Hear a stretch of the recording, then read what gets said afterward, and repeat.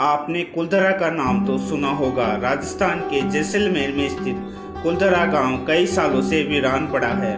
कहते हैं कि ये एक ऐसा गांव है जिसे हजारों लोग एक ही रात में गांव को छोड़कर चले गए थे। जैसलमेर के कुलधरा गांव को लेकर अजीबोगरीब कहानी है। कुलधरा गांव की कहानी लगभग 200 साल पहले की है।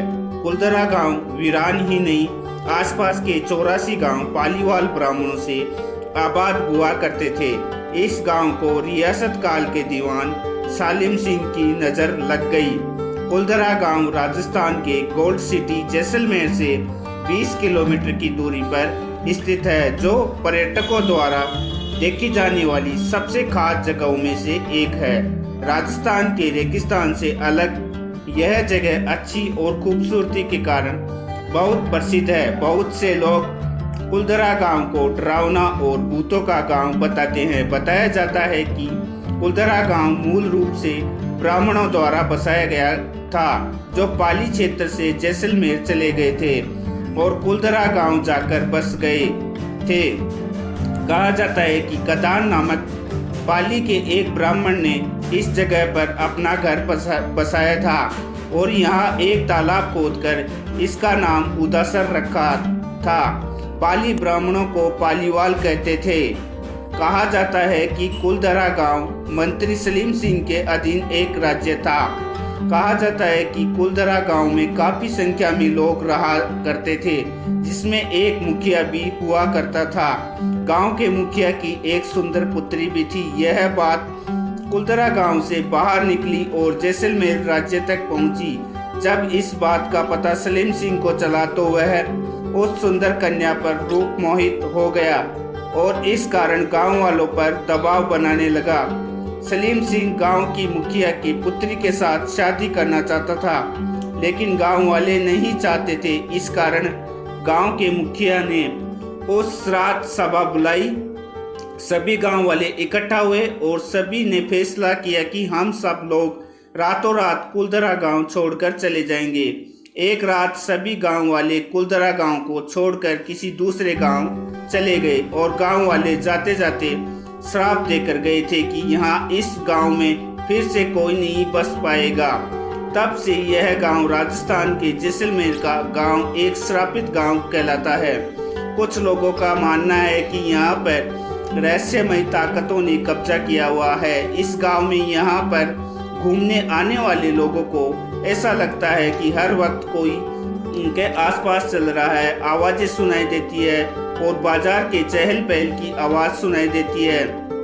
महिलाओं के बात करने की आवाज और उनकी चूड़ियों और पायलों की आवाज हर वक्त आती रहती है। कुलधरा गांव एक विशाल क्षेत्र में फैला हुआ है, जिसमें करीबन 84 छोटे छोटे गांव शामिल है। इस गांव में कुछ ईंटों की संरचनाओं को छोड़ सभी झोपड़ियां टूटी हुई है। इनमें से कुछ झोपड़ी बहुत ज्यादा टूटी हुई है और रेगिस्तान की रेत में लगभग दब गई है। कुलधरा गांव के नजदीक ही एक देवी का मंदिर है, जिसके अंदर कई शिलालेख है।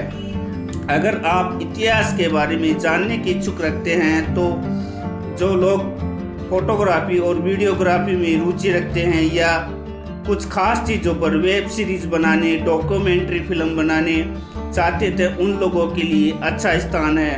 आप लोग कुलधरा गांव घूमना चाहते हैं तो सुबह 8 बजे से शाम 6 बजे तक रहता है। इस गांव को लोग प्रेत आत्मा या भूतों का गांव माना जाता है, इसलिए यहाँ आसपास के लोग सूर्यास्त के बाद फाटक को बंद कर देते हैं। कुलधरा गांव के लिए जाने का शुल्क 10 रुपये प्रति व्यक्ति और कार से जा रहे हो तो 50 रुपये प्रति व्यक्ति।